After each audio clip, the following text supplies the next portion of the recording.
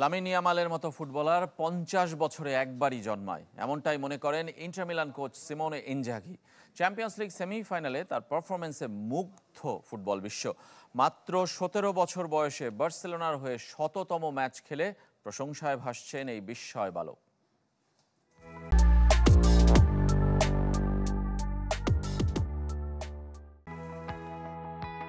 মাত্র ১৭ বছর বয়সে বিশ্বের সেরা ক্লাবের একটিতে ১০০ ম্যাচ পূর্ণ করা,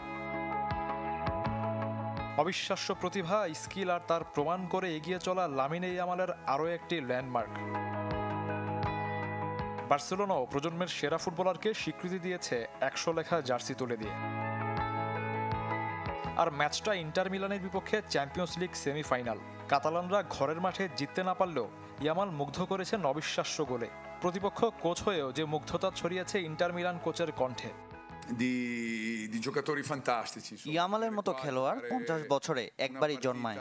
তার পারফরমেন্স আমাকে মুগ্ধ করেছে। এমন প্রতিভা আমি আগে কখনো দেখিনি।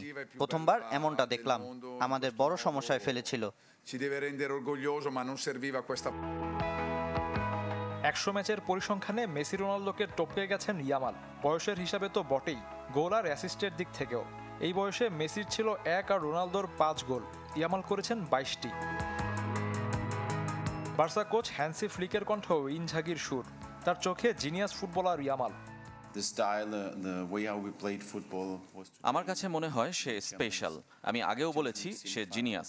একজন ১৭ বছরের কিশোর যে কিনা অবিশ্বাস্যভাবে খেলছে। সবচেয়ে বড় ঘটনা, সে এই ধারাবাহিকতা ধরে রেখে এগিয়ে চলেছে।